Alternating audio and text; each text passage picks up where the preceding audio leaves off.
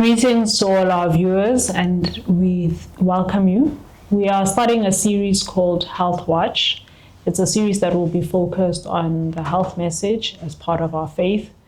As we may or may not know, the health message is the right hand of the three angels' message. And as we await the return of Christ, we hope that we will be found without spot or blemish. To be found without spot or blemish is a holistic approach, and we hope that the health message will be part of that.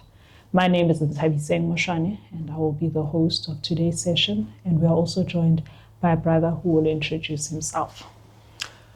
Hello, viewers, and welcome. My name is Nkosana Spanda. Thank you for having me, Nthabiseng. Thank you, Brother Spanda. Before we proceed, may we please close our eyes and ask Brother Spanda to pray for us. Let us pray. Our Heavenly Father, we come before you at this moment in time as we begin a very important journey where we will be discussing matters concerning health. We know that our bodies are your temples. You want us to be healthy so that we can serve you effectively and efficiently. Help us to have knowledge in whatever you are going to teach us, and help us to possess healthy bodies so that we can do great work for you in winning souls. Bless us in this series, for we ask all this in the name of our Lord and Savior, Jesus Christ. Amen. Amen.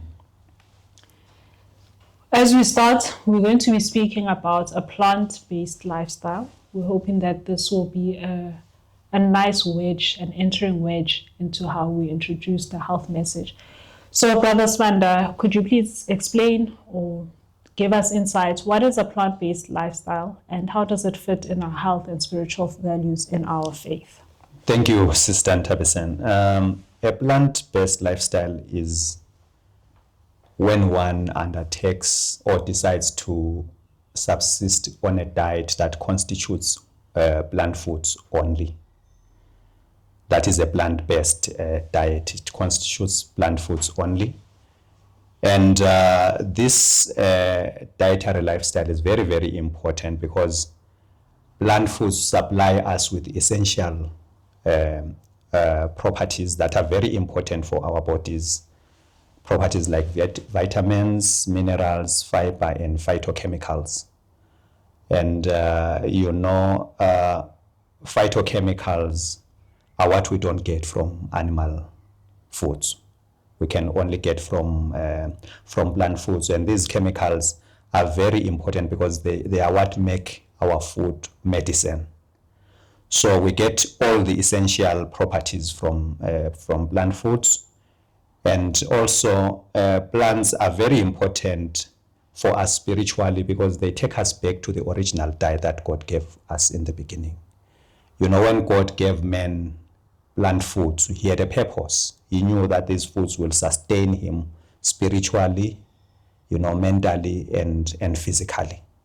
So when we shift to a plant-based diet, we are going back to the original diet that God gave us in the beginning. Thank you very much. When we think of heaven, I think it's a natural thought that heaven will be eaten restored. So if heaven's going to be eaten restored and we're going to be eating from the tree of life, we might as well start pursuing that life while here with a plant-based lifestyle. As we proceed, someone is starting out, Brother Swan, and they're thinking, what can I start with transitioning into a plant-based lifestyle? What would you suggest or recommend? Yeah, I think what is important for one who is starting on a plant-based diet is to know what constitutes a plant-based diet. So our diet, which is plant-based diet, is made up of 4 groups of foods. It's made up of grains, vegetables, fruits, and nuts. And when you start, you need to see that you have all these foods available so that you can have balance. Because the secret on diet is balance, Our bodies are balanced. So for them to be maintained in that balanced condition, we need to sustain or provide them with balance.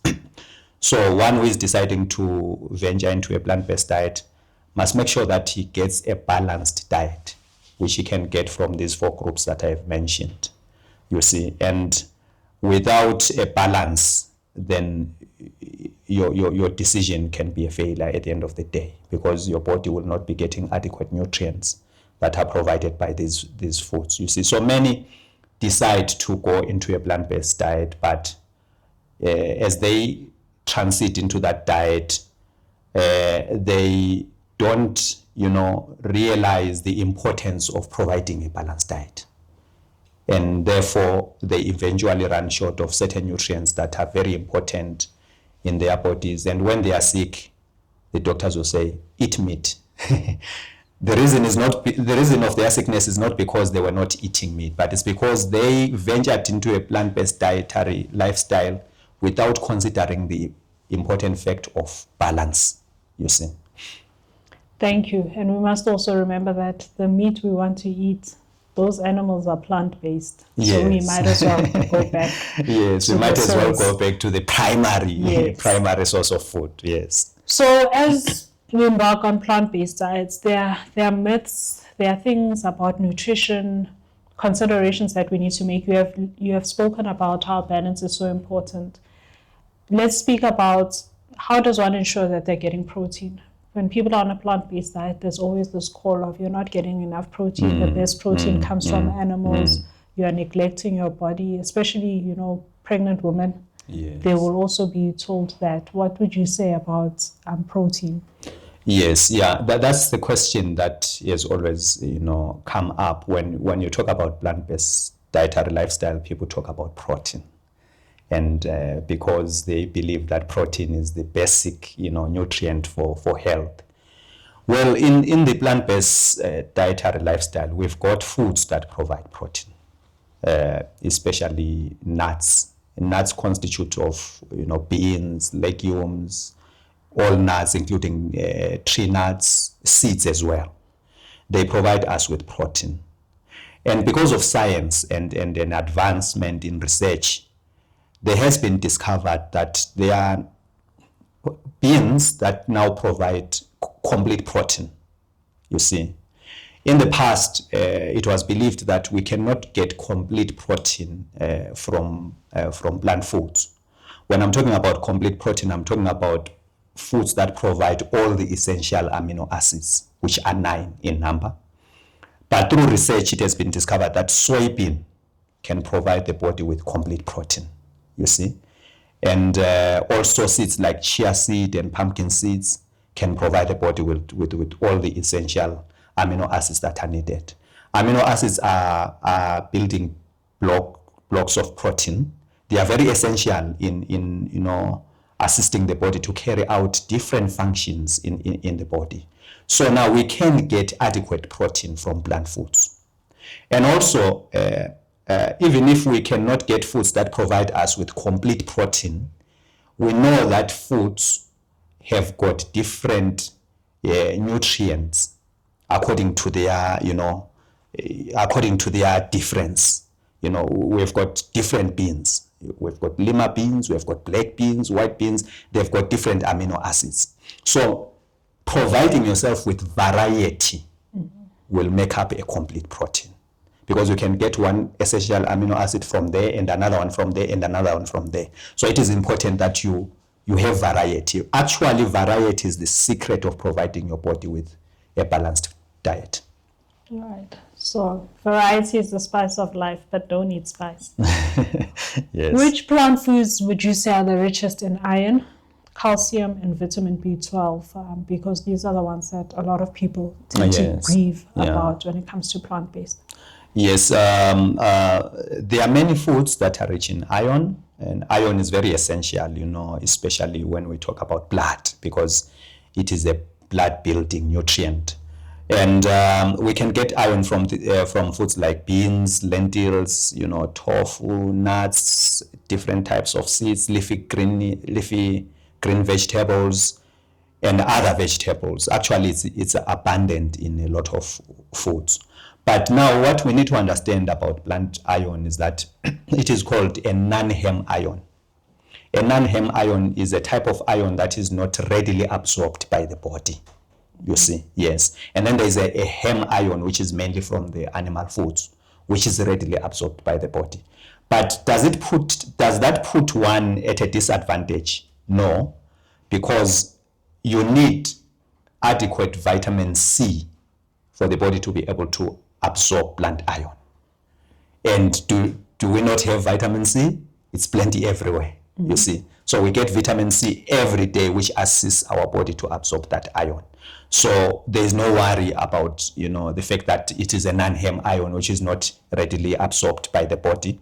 And we can also get calcium from foods like leafy greens, kale, collard greens, broccoli, legumes, like white beans, nuts, seeds, almonds, chia seeds. They provide us with calcium.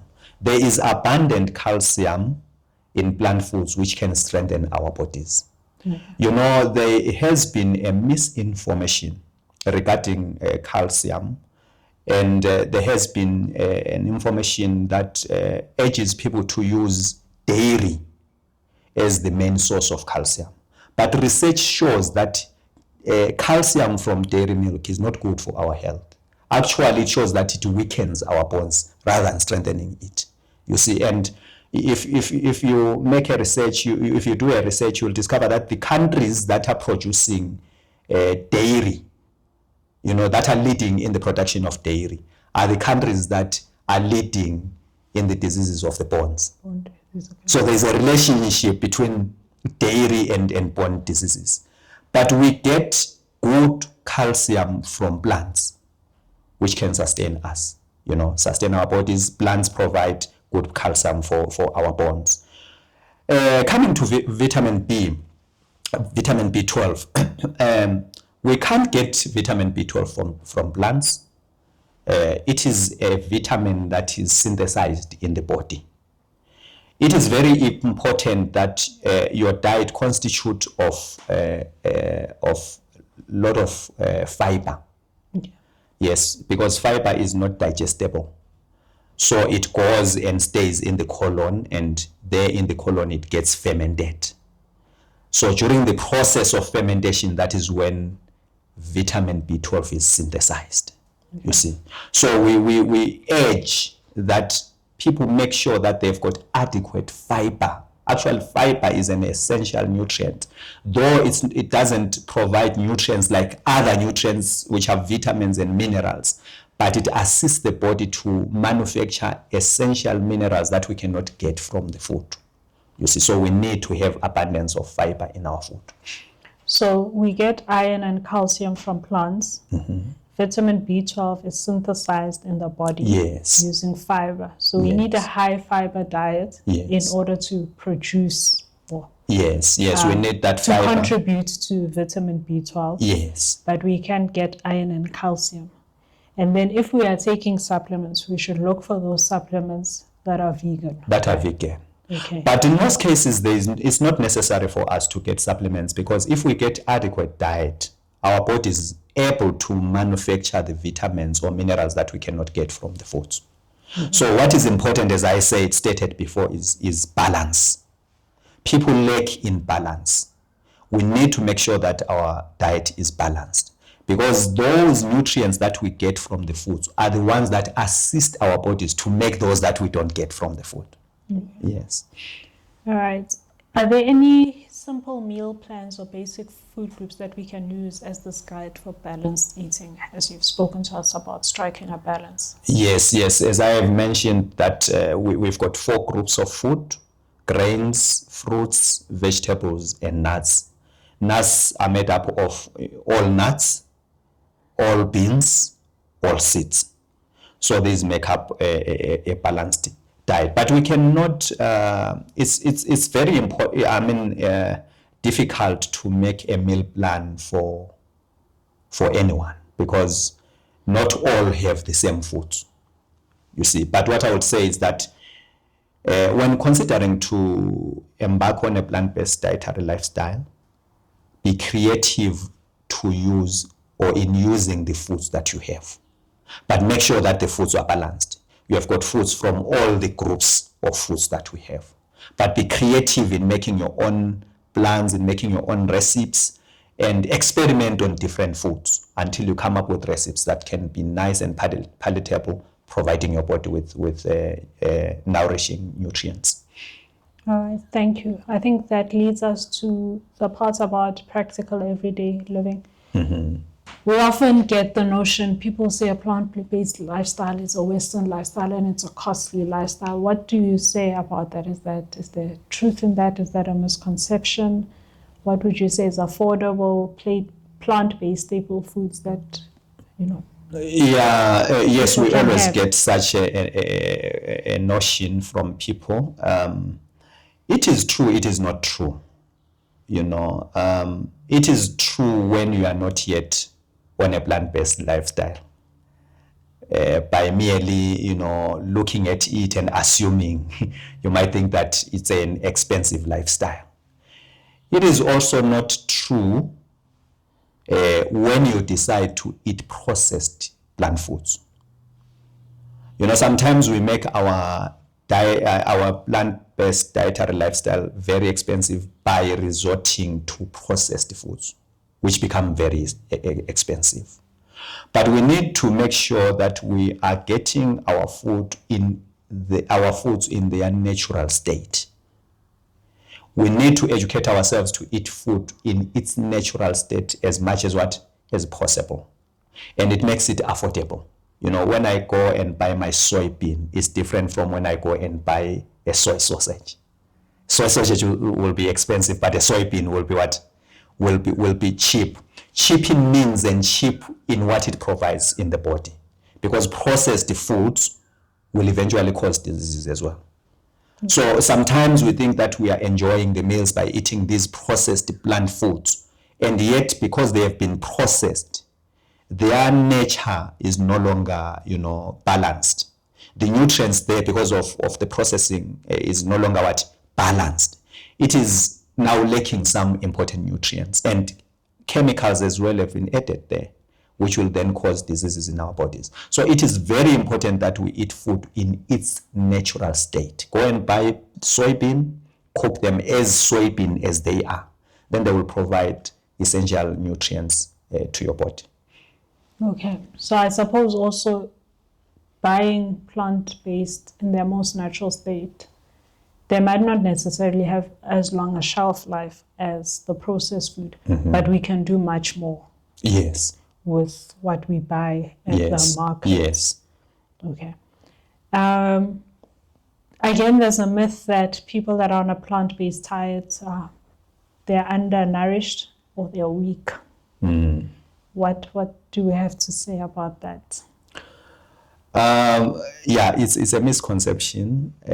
Actually, this has been through research, people that eat plant food only are stronger, physically they are stronger. Why? Because these other foods add on some nutrients that are detrimental to our health. For instance, if you eat a lot of meat, there's a lot of cholesterol, though there's a lot of trans fat and saturated fats that will accumulate in the body and become heavy for you, and they disturb all the vital organs from functioning efficiently. But there are no saturated fats in the plant foods, especially when eaten in their natural state, you see. Because what makes us to be weak and tired is when our organs are put under stress by trying to deal with things that are very difficult to deal with. Like animal protein, the fat from animals, which is very difficult to deal with. The body finds it very difficult to break down those things, and it expends a lot of energy so that it gets through that work. But when we eat plants, they're easy to deal with. The system finds it easy to deal with. When we eat food that leads us to expend a lot of energy, it takes away energy from us to perform any other work. So now we need to eat food that is easy to digest, which is rich in fiber, like vegetables, fruits. Beans are easy to digest because of fiber. Fiber assists the process of digestion. Now, the question of malnutrition is not true. It is only true when we lack balance. I'll keep on repeating the issue of balance. We need to make sure that our foods are balanced. We have to incorporate all the the 4 classes of foods, and see that we are getting foods from all these 4 classes of foods. And also, it's we need to understand that we do not need to eat an abundance of grains, an abundance of beans. We can eat a small portion of beans, a small portion of grains, but abundance of vegetables and fruit, which are mainly available everywhere. You see, so once we get a lot of vegetables, because there are vitamins there, there are minerals, our bodies are able to function properly. But balance is the key. And would you say it's important that we should look at whatever's in season, not try and over and extend ourselves and say, for example, I want to eat oranges all year, even if they are not in season, because I want the vitamin C?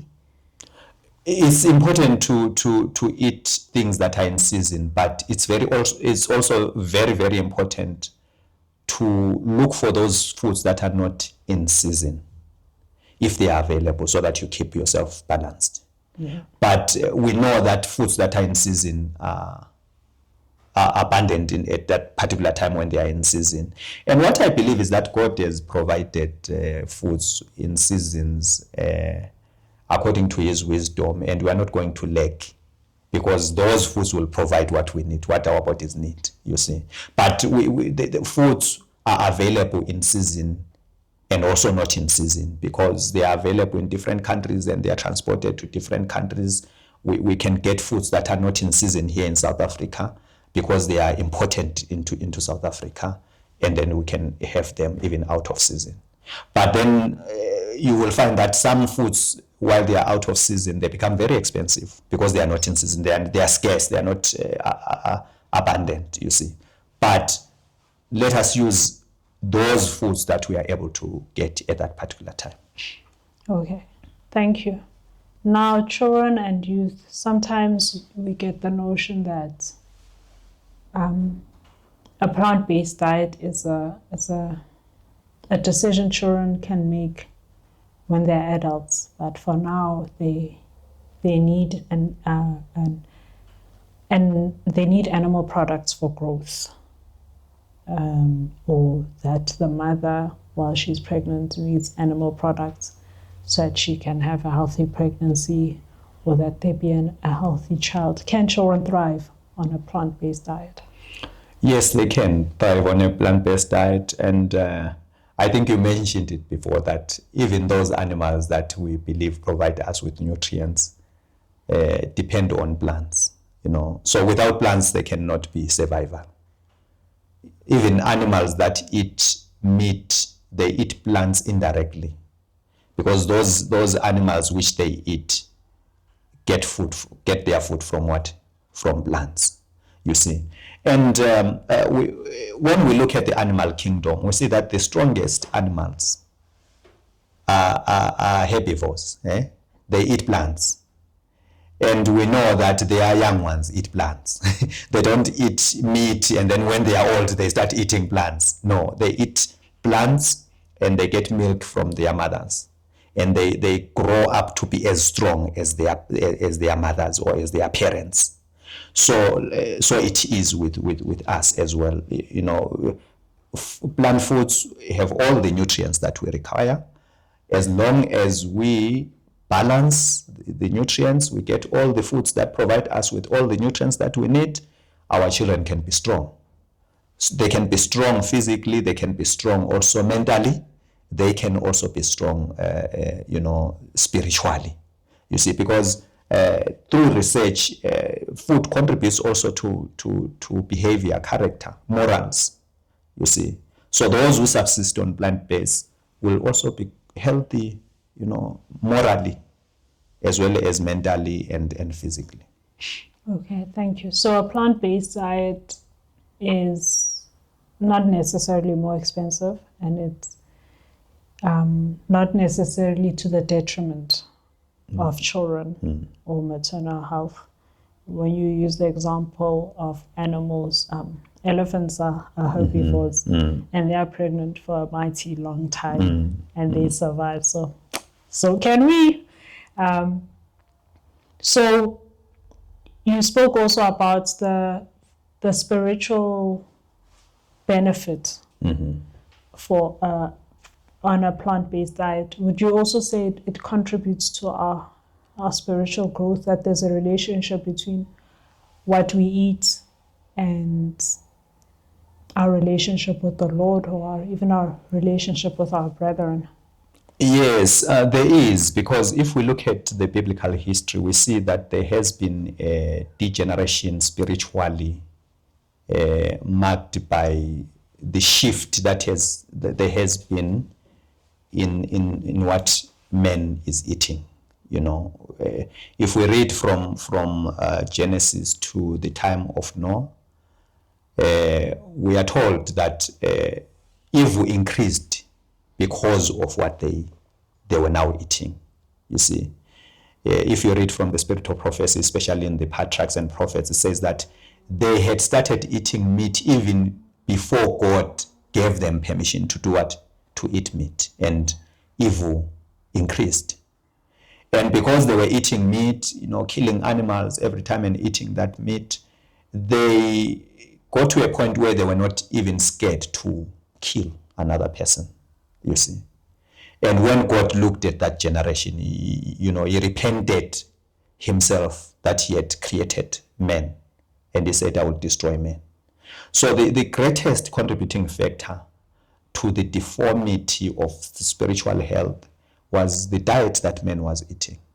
We can even go back to Eden. What brought sin in the world is eating what God had not said men should eat. So, shifting from what God had said men should eat and eating that which God had commanded men not to eat brought a flood of diseases, brought a flood of wickedness in the world. And we learn also that there is a scripture in the Bible where Christ says, take heed lest ye be overtaken by surfeiting and drunkenness. Surfeiting is gluttony. And he says, so that day comes upon you unawares. So this then means that, diet can benumb our minds to a point where we are not even able to realize that Christ is coming soon, and it affects us in the preparation for the second coming of Christ. Christ himself says, when the Son of Man is about to come, those days shall be as the days of who? Of Noah. They were eating and drinking. You see, so much that day came upon them without them knowing. You see, so now we see that there's a relationship between our relationship with God and what we eat. Animal food is exciting. It is a stimulant, and it benumbs and befogs the mind, so much that we lack spiritual discernment because of eating those foods. And not only animal food, and even that food which is denatured, it can be plant foods, but it has been denatured through processing, and through the chemicals that have been added in those foods. They are changing the mentality, they are changing the way that we think, they are changing the way that we behave. And if you look at the generation, especially the young generation today, how they behave, it is stimulated by what they eat. They eat any type of food which is stimulating. They drink alcohol, they smoke. All these things are contributing to their behavior. If we are talking about your degeneracy morally, looking at the present generation in comparison with what people were in the past, we can see that there is a gap. And the contributing factor, the most contributing factor is what people are eating in these days. So in order for us to not be the very elect that are deceived, we really need to consider the relationship we have with what we consume. Yes. I guess also in a way it links to by beholding we can't be changed. We behold our plate so much that it's changing us. So as we're nearing towards the end of our conversation, firstly, can plant-based eating prevent common lifestyle diseases such as diabetes, high blood pressure, or help in the management thereof? Yes, actually research tells us that there are many millions of people that are dying. Actually, about 18 million people die daily from what we call lifestyle diseases, which are non-communicable diseases. And these diseases, the highest risk factor for these diseases is diet. Actually, it is the leading risk factor. Many people are dying from these diseases which are caused by what they eat. So basically about 90 to 95% of the diseases that are there in the world are related to lifestyle, and more so to dietary lifestyle. Diseases like cardiovascular diseases, which include heart diseases, hypertension, type 2 diabetes, arthritis, and some respiratory related diseases, all are attributed to the dietary factor. So the world today is a burden, a burden of diseases, and which are caused by diet, and they are calling for an awareness, education, information, so that people can know that what they eat contributes either to their death or to their life. You see, so whenever I research, I get so worried that there's a great number of people that are dying, annually, globally. 18 million is not a small number of people dying from lifestyle diseases, and they say it's premature death, which means that they are dying before their time, you see. And now, if people are dying prematurely from the lifestyle diseases, who has killed them? They have killed themselves, you see. And what will God say about someone who has killed himself, you see? So I think there should be a great awareness, especially in our church, where we propagate education, where we educate people regarding diet and how important it is to subsist on a plant-based diet, which will prevent them from these chronic diseases that are killing many in the world today. Thank you. This links with the last part, that how can we as a church community support each other in making this plant-based diet more sustainable, I'd even say as more appealing. Can we be a better advert for a plant-based lifestyle? Yes, as I said, I think what is needed more than anything is education. In our conversation, you talked about a lot about misconceptions, about wrong notions. People have got different understandings regarding a plant-based dietary lifestyle, and mostly those understandings are negative, you see. So people need to be taught. There must be awareness programs. We must propagate aggressively, the education in terms of the benefits that are there in subsisting on plant-based diet.